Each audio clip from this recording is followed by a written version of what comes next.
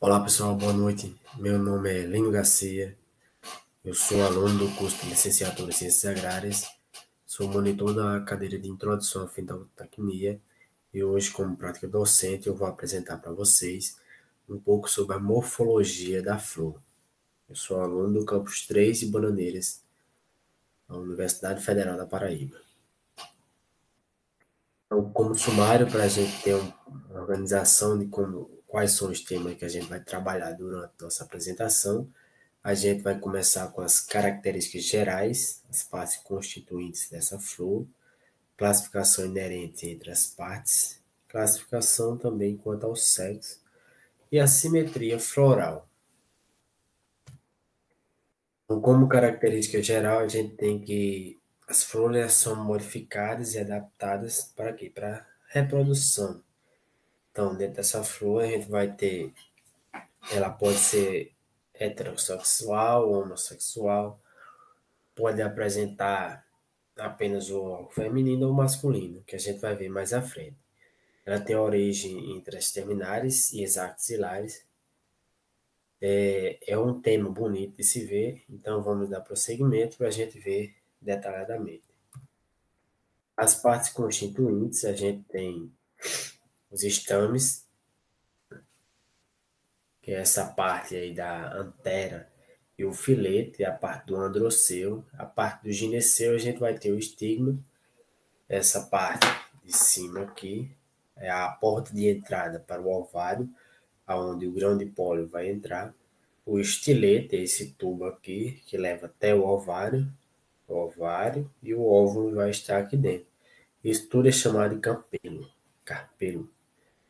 A pétala ou a corola, como pode ser chamado, a séptala ou também o cálice.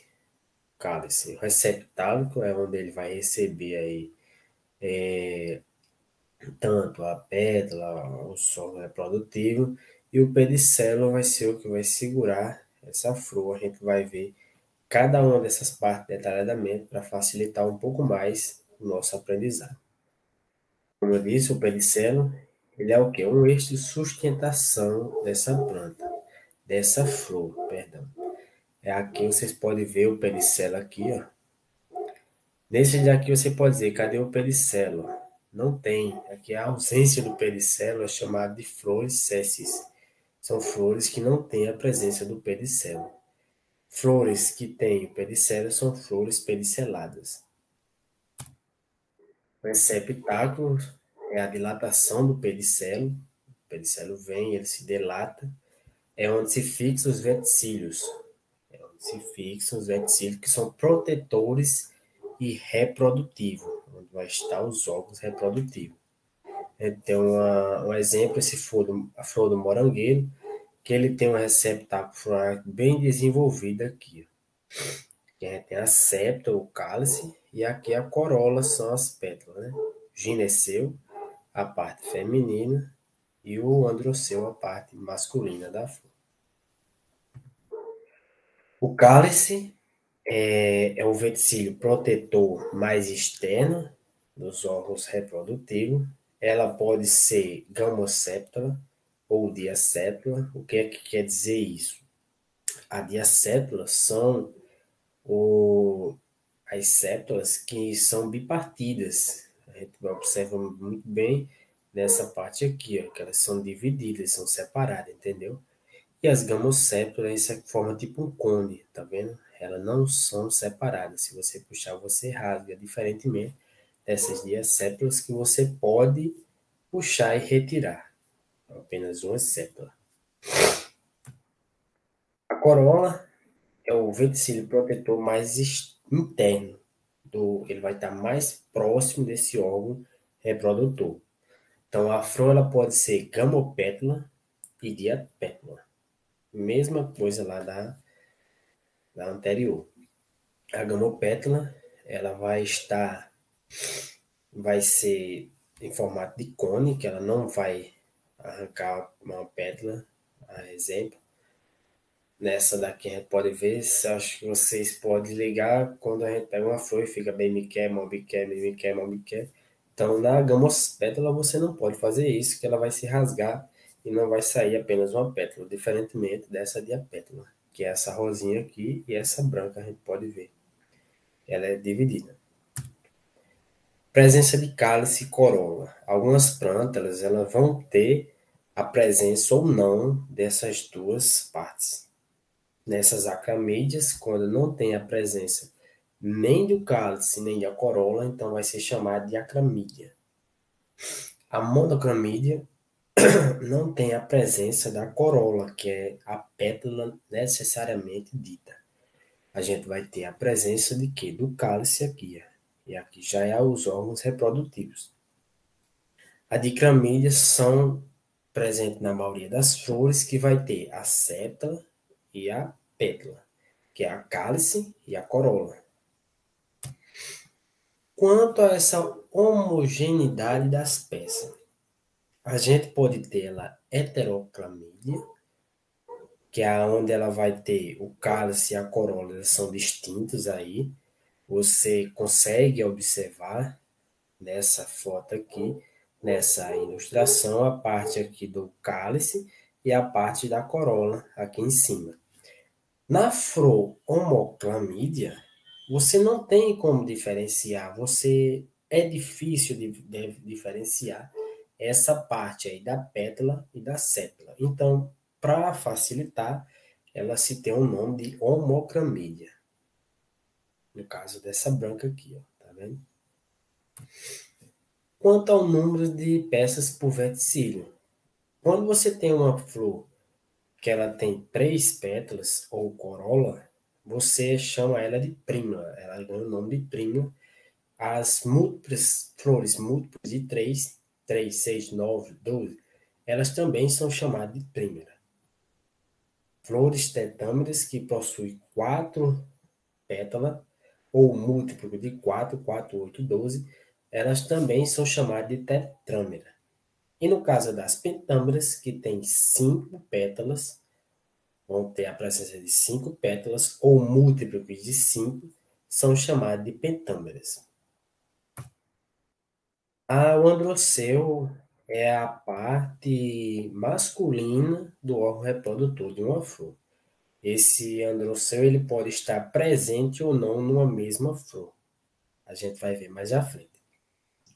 Então, perdão, o androceu ele é composto pelo quê? Pelo filete, essa parte aqui desse cabinho do órgão reprodutivo masculino, a antera, tipo esse chapeuzinho aqui, e a teca são as bolsas que vão guardar, armazenar, propriamente dito, esse grão de pólen até que ele esteja apto a ser liberado e adentrar o gineceu, que é o órgão feminino da flor. Classificação quanto ao número de estames, em relação ao número de pétalas das flores. Oligostômine. O número de estame é menor que o número de pétalas. Então, o número de estames é menor que o número de pétalas. Se eu tiver o número de estame igual ao número de pétalas, eu vou ter isostômine, que é o caso dessa daqui. O número de estame igual ao número de pétalas. Estão entendendo? Então, no caso das displostomine, o número de estame é o dobro do número de pétala.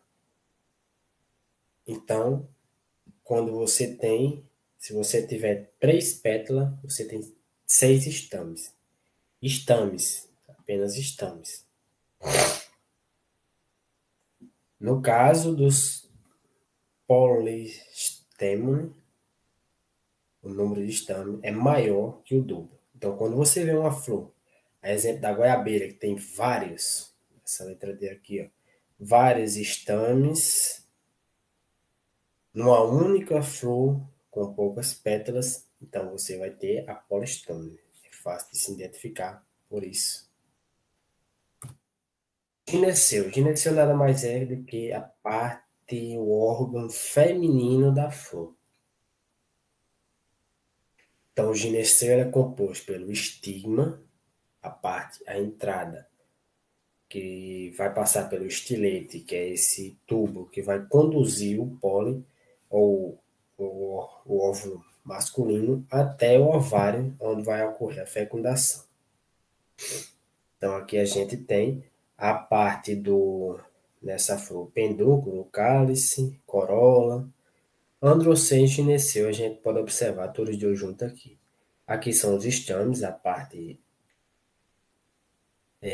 masculina da flor, e aqui a parte feminina, esse túbulo, até chegar aqui no ovário. Então, o vento vai se, ou alguns animais polinizadores, vão fazer esse trabalho de pegar esse grão de pólen daqui e levar para essa entrada aqui, que é o estímulo, para descer e chegar aqui e se reproduzir lá no ovário.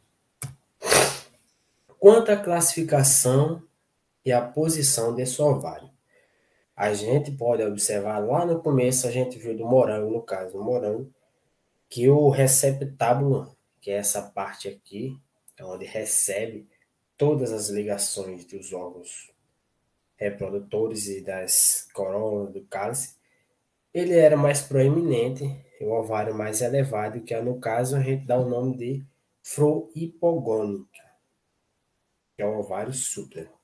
O ovário médio vai estar nesse meio aí, o receptáculo dele é mais embaixo, como a gente pode observar aqui, então vai dar o nome de flor perigina, ou ovário médio. E a flor epigênica é o ovário abaixo, mais abaixo desse receptáculo, que é o ovário interno. Classificação quanto ao sexo. A gente pode observar em algumas plantas unissexual e plantas hermafroditas. À nossa esquerda a gente tem a planta unissexual. Sexual. Por quê? Porque aqui a gente vai ter a parte feminina, o gineceu, e aqui o androceu. São na mesma planta, mas não na mesma flor. Então, para que ocorra a fecundação desse órgão feminino aqui no pólen, para chegar aqui, vai ser através do vento ou alguns insetos polinizadores que vão fazer esse trabalho. No caso dessa flor aqui, que é do maracujá, que é muito conhecida popularmente, a gente tem a presença de quê? Da parte masculina e da parte feminina numa mesma flor. Embora aqui precise da ajuda de um inseto chamado mangangava, que é um inseto grande, preto, que ele é o polinizador dessa planta. Ele quem vai fazer esse trabalho de polinização dessa planta, ou pode ser feito manualmente. Mas os dois sexos são presentes na mesma flor. Por isso que, perdão, ele é chamado de hermafrodita.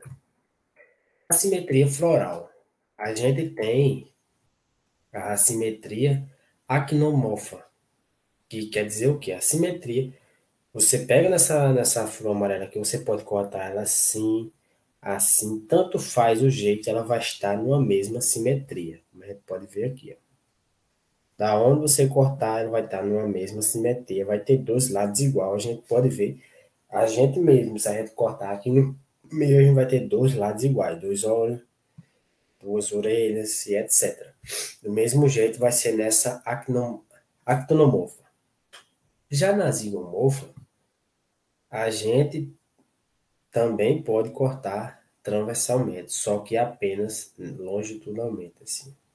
Longitudinalmente, nessa parte transversal. No caso das plantas assimétricas, não tem como cortar essa planta para que ela tenha dois lados iguais. A exemplo dessa flor aqui, que é a cana da Índia. Então, a assimétrica não tem como se cortar ela para se obter duas partes iguais. Zigomorfa tem como sim, mas na parte longitudinal.